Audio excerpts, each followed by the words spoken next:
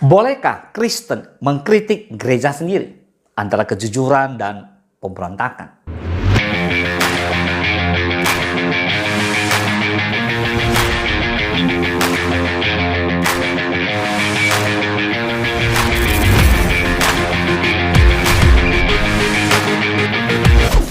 Efesus 4:15 berkata, "Tetapi dengan teguh berpegang pada kebenaran, di dalam kasih kita bertumbuh di dalam segala hal ke arah Dia, Kristus yang adalah kepala."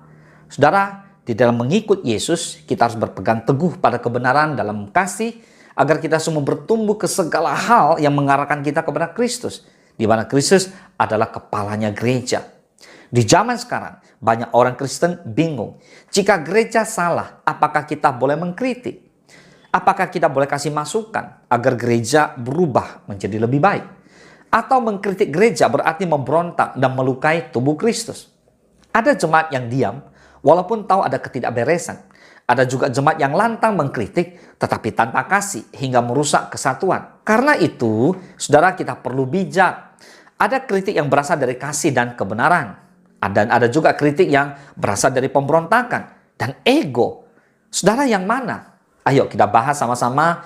Yang pertama, gereja memang bisa salah karena diisi manusia. Bahkan jemaat mula-mula mengalami masalah internal. Contoh dalam Alkitab, 1 Korintus 5 ayat 1-2.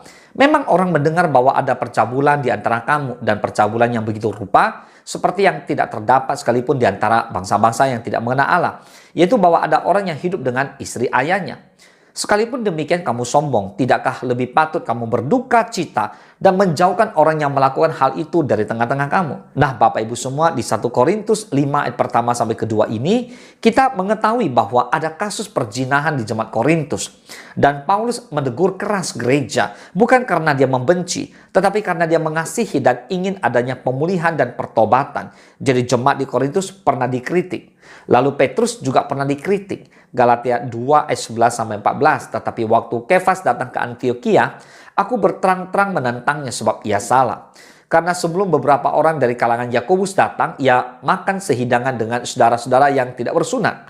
Tetapi setelah mereka datang, ia mengundurkan diri dan menjauhi mereka karena takut akan saudara-saudara yang bersunat. Dan orang-orang Yahudi yang lain pun turut berlaku munafik dengan dia, sehingga Barnabas sendiri turut terseret oleh kemunafikan mereka. Tetapi waktu kulihat bahwa kelakuan mereka itu tidak sesuai dengan kebenaran Injil, aku berkata kepada Kefas di hadapan mereka semua, jika engkau seorang Yahudi, hidup secara kafir dan bukan secara Yahudi, bagaimanakah engkau dapat memaksa saudara-saudara yang tidak bersunat untuk hidup secara Yahudi?" Bapak Ibu semua, lihat di Galatia 2 ayat 11-14 ini. Paulus bahkan mengoreksi Petrus, pemimpin besar, di depan umum karena soal apa? Kemunafikan. Namun dilakukan untuk menjaga kebenaran Injil. Nah, pelajarannya adalah bila gereja salah dan dibiarkan, maka dosa tumbuh, jemaat jadi rusak, dan nama Tuhan tercoreng. Terimalah kritik sebagai sebuah masukan dan kesempatan perubahan. Boleh katakan amin. Yang kedua, tidak semua kritik berasal dari Roh Kudus. Hati-hati. Banyak orang mengkritik bukan karena cinta akan Tuhan, cinta akan gereja, tetapi karena sakit hati, kecewa secara personal, ingin pengaruh, ego tidak terpenuhi, ingin menggulingkan pemimpin dan sebagainya. Contoh Alkitab di Bilangan 16 ayat 1-3, adanya pemberontakan Korah. Nah, Korah mengkritik Musa dengan alasan spiritual. Ternyata motivasinya adalah ingin kekuasaan. Akhirnya Tuhan sendiri yang menghukum pemberontakan itu. Pelajarannya adalah mengkritik tanpa kasih dan tanpa kerendahan hati. Bukan pemulihan, tapi itulah pemberontakan. Yang ketiga, kritik yang alkitabiah selalu memiliki 3 ciri. Ciri yang pertama yaitu motivasi. Karena mengasihi gereja, nah tujuannya bukan menjatuhkan tetapi memulihkan. Ciri yang kedua, cara. Mengoreksi dengan kasih dan kerendahan hati. Nah, di Efesus 4 kedua dikatakan, hendaklah kamu selalu rendah hati, lemah lembut dan sabar.